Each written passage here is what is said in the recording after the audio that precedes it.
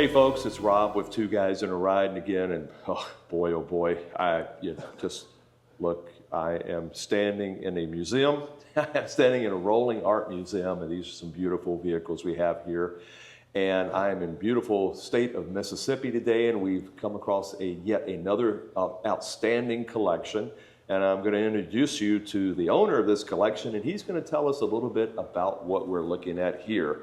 And if you will, go ahead, tell us who you are and tell us what this car is. So my name is Parker, and this is a replica of David Piper's green GTO. He had two green GTOs, one he modified and his first one he left it alone. And I think there are three. There's another one made for Sterling Moss, a green one, but that's it as far as green GTOs. And so this is a right-hand drive car. So the story there, it's 1081 is the chassis number. So it was the first Ferrari sold in England. Not imported, but actually sold in England.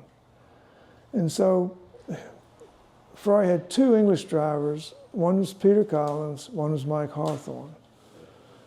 So he's very fond of Peter Collins because Peter was nice to his son Dino when he was sick and in the hospital. Peter would go and talk to him. So Enzo was fond of him. So Enzo gave Peter and Louise Collins a house that he had right near the track. If you go over the bridge at the track, you'll see the house. And so he had him in that house. And so his plan was, Peter Collins' daddy was the Ford distributor, so he thought he'd be a natural contact for Ferrari. So that was the plan. And so Peter Collins was killed at Nürburgring in August of '58. And so that plan wouldn't work. And so Hawthorne was there, and his daddy had a garage. And he had a garage, can't think of the name, I'm sorry. And so it ended up, this car, 1081, it was the Pininfarina Coupe. And it's the first one I sold, and it was the London show car, and it was actually owned by by Mike Hawthorne. And so he showed it, brought in another one, 1083, and so both of them were sold, either on the show or as a result of the show in 1959. And so,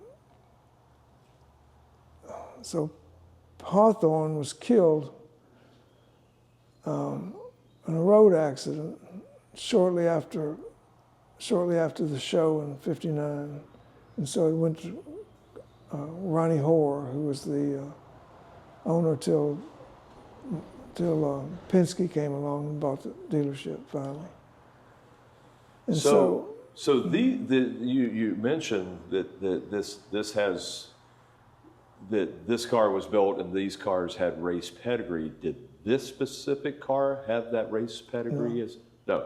But it is of that body, of that engine, of that design that were used and had race pedigree with race royalty. Right. So all the bits and pieces and stuff are Ferrari. Okay. But it started life as a PF coupe. Okay. And then of course the engine's probably from a GTE and the rear end's probably from something else too. Okay. So that's what it is. So I had a good buddy named Greg Jones and done a lot of work with him. And I think he's done 15 or so of these. Okay. So I went for a ride and I said, it's pretty streetable. It's not a big deal. And so, if I could ever get in without being upside down, I'd like to do it. Mm-hmm. So my brother and I were going to Chicago to sell his rocking horses, and way back. And so we stopped to see a guy named Randy Berry, and he had Marauder cars. And so he had gone to England and got the car, and it was started at Grape Halls by David, I forget his name, but he was at Grape Halls. So he was the big parts and restoration guy in England at the time. Okay. And so Randy Berry went to look at it and ended up with the car. So we saw him on the way to Chicago, and the car was there. Took pictures of it and everything. And so he advertised he could do a fiberglass body one, or he could do a real aluminum body one. So I thought, oh, that's interesting, but it was just pretty much in bits and pieces.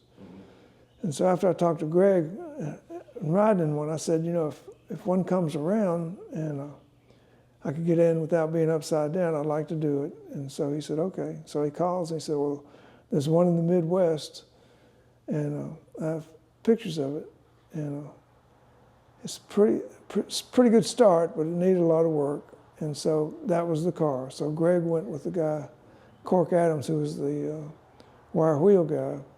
So they rounded up a trailer and went and bought the car from Randy Berry. And Greg started working on it. It probably took 3 or 4 years. And so Greg also knew David Piper, who had the green one. And it was a right-hand car, so that was a natural. That we talked to Piper, and he said, no, that'd be fine. So we built it, you know, mimicking his car. Mm-hmm. So that's the story. So I ended up in Vicksburg, Mississippi, and so here we are. So this is an aluminum-bodied car? Sure. Okay, okay. And the green, though, the green comes from, you just said Peter, but...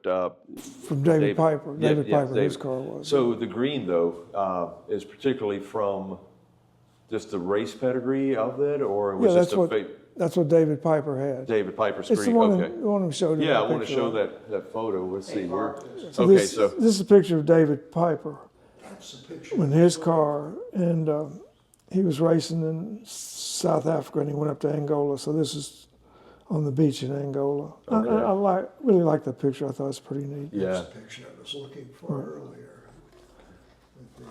So yeah, that's the story. Exactly. So then, powering this vehicle is the heart of this vehicle, and we don't have to open it again if you don't want. I did get video, or if you want to open it, it's fine.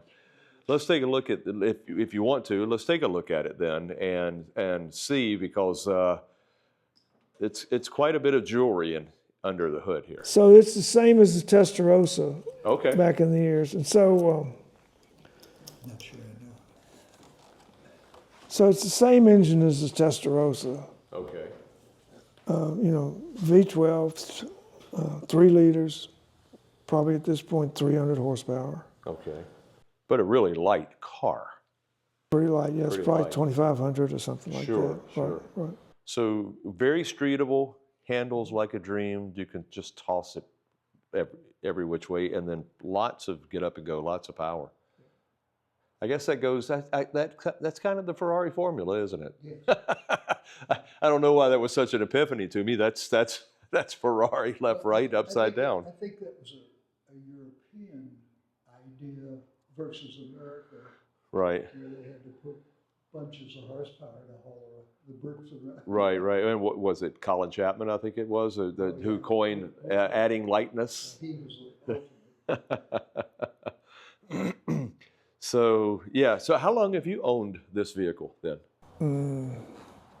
20 years, 25 20, years. Okay. And then the plans are to continue to enjoy it. Yeah. Okay. Well, I've got you. Let's talk also then about this other beautiful vehicle you've got that we've been standing around here. Aston Martin bodied, but Jaguar underpinning? Okay. Tell us about this. Then what is the genesis behind this? Was it a race car as well? Race car replica, race car bred? Well, this is a replica. Mm-hmm. And so this is a replica of the one that Shelby used to win Le Mans in 1959. Okay. And so I met a guy in England at Goodwood, and selling kits, and so I didn't want a kit. And the next time I went to Goodwood, it had gone to another company, and they were selling rollers. And so I didn't really need a project. So the third time I went, each time it's a different owner. And so the third time I went, and I'd always wanted to do a Cobra or something. I said, you know, every show you go to, there's a Cobra there. So this is something different. So I saw him, and it was nice. So we went on a bicycle ride in Manchester, and had time and went over there to see him on the other coast. And it was a nice car. We had a nice ride. Talked to him, did the deal. And 2 or 3 years later, here it is, right? Now, and you know, as Bob and I were talking off camera earlier, this is extremely road and streetable because of its underpinning, because of just the way it's designed. It looks like it would be a handful to drive because of its race-inspired looks and the pedigree, but it's really not. It's a very comfortable street car. Street car, Okay, comfortable, yeah. Okay. No, we've done, no, see, the exhaust is on this side. Right, right. Normally, it's a right-hand drive car. Oh, that's so true. that wasn't a problem. But this, I've really done a whole lot of insulation, isolating the pipes. And all Oh, that you're stuff. right. Yeah, look at that. Right. So maybe not the comfortable part wasn't quite there. So No, it's gotcha. okay. Maybe the passenger's way more comfortable than the driver, but wow. So now how long have you had this vehicle? Maybe 5 years, something like that. Okay, okay. It is absolutely stunning. The color's just right. And I did made this mirror. Oh, So I okay. made a run of those for the Ferraris. The same one is on the Testarossas and stuff. Okay, So I okay. made that one. Yeah. Can we quick take a look at this? You showed me something earlier under the hood again. You showed me something earlier that I thought was really cool what they did with the distributor. Oh. Can we quick take a look again? Sure. Bob, if you want to help on that side. We're going to look I'll under. do that. I'll do it. You got Oh, you got to that one. You got to find the secret latch. You do, exactly right. Okay, if you want to help him on this side to get it up then. We'll take a look. She is stunning. It's got a lot of trick things like that. Like these look like Zeus fasteners, Yeah. and it's really a screw, so you can adjust how high and low it has to be. Oh, is that right? Yeah. And Yeah, you were showing me this earlier, and this is the depth of detail they went on this to convince you that it was an Aston and not a Jag, because this is a Jag engine and running gear. And for you Jag aficionados and you Aston Martin folks are going to see this, and you're going to be like, well, how about that? So you're talking about the distributor back here. What's the so the Astons have the distributor in the back, like this. Yeah. Okay, it's nice. Yeah. Very clever. But the Jaguar guys have the distributor down here. And so what they did, they ran it in a conduit, took all the guts and everything out of this one. So it's really running on that one up there. And that's just a dummy distributor for the looks to convince you that it's an Aston. And the Aston engine is about that much longer, about 6 inches longer than that. Right, right. So the depth of detail they went to create the dummy distributor and hide the actual physical one that's. Talk about the carburetors too. Oh, well, yeah, definitely. I'm focused right on those. Again, do you do your own work on those and tuning those, or you've got a guy? Greg can do it. Okay, he's a master. Right? And these are then, tell us about the carburetors. They're side draft Webers. Yeah. Okay. Yeah. It's- Original Webers. It's got real yeah, Webers. real Webers. It's got. Okay. He tried to sell me on a dummy one Mm-hmm. that has fuel injection. And it's all electric, you know. Oh, sure. And somebody in England has to coordinate, you know, with their computer and my computer. Oh. So that's not going to work for You me. didn't want to know us what. No, that's not gonna work. Internet tuning? Yeah. So I don't think that's not going to work for me. Okay. So Greg has done a lot of Weber stuff, so he's pretty good. Okay. So, but super reliable. Once they're tuned, they're nice. They just do what they need to do. Yeah. Right. Get them there and leave them alone. They can be over tinkered, but you see everything underneath here. Look at the structure. It's just. You know, the key to these cars is the personality. You don't want to take their personality away and make it just a street car. Well, You want them to be special. And you folks may not have heard that Bob was speaking. I don't have Bob mic'd up, but part of the beauty of these cars is their personality. And the other thing is, being that these are purpose-built, hand-built, this car has yet a different personality than its sister or brother down the line. And but that's the fun part about these cars. Exactly. No two alike, good or bad, but they do each have their own distinct personality. Tell me, what is one of your favorite memories, Parker, with this car? Do you have one that you can point directly to and say, you know, I remember this time when this happened? No. Every time you take it out is a favorite memory? Is that what it is? Okay, okay. Now, do you ever track this car, like on track days? I'm not talking about full-blown racing, but no, it's just a nice cruiser. There's really nothing around here. That means that, you know, Oh, okay. 500-mile tows to do Gotcha. something else. Gotcha. Okay. You know, there are two beautiful stable mates you've got here. They're the Ferrari and then the Aston. Just absolutely spectacular. You've got a beautiful building. You house them in that they get to sleep in every night. And yeah, absolutely beautiful cars. You know what? You've got so much history around here as well. Photographs, signatures, memorabilia. And any particular memorabilia that you have that you're most fond of, or you've got so much around, but. Oh yeah, let's talk about for this sure. again. That's the best piece that I've got. So Okay. Ferrari had two engineers, Colombo, who had come from Alpha, so he was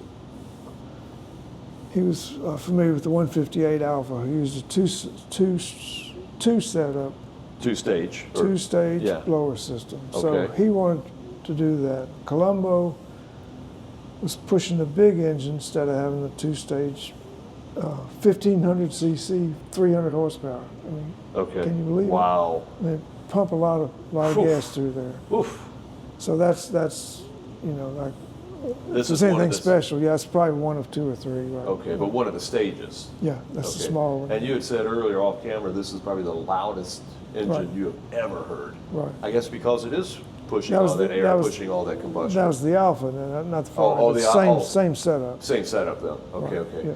And I'd be remiss if I didn't pan over and look at your vise that has Bugatti. Tell me about that. Or is it just what? Just a No, Bugatti, they made their vices and the legs and Oh. everything, so I had Okay. a chance to get into that. And so I said, well, better Okay. get one of those. Yeah. So why not, right? There it is. Yeah. Awesome. And Well, this that one, we is- told you about that. So this is, I'd seen an interview of, by Klementowski, interview in, I don't know, there's a picture Klementowski took, Okay. seeing the chair there. So Ettore Bugatti designed the chair. And Okay. so that's what this is. So you've got a Copy replica that. of Yeah. Bugatti's chair. So we got replicas of everything. There you go. There you go. Well, Parker, thank you so very much for sharing some of the history and your beautiful cars with us today. I greatly appreciate it. And folks, you know what? Wow. Eye candy galore, you name it. Beautiful facility, awesome person, fantastic collection. Thank you so much for sharing it with us. Thanks I for appreciate coming. it. All right. Thank you. Thank you.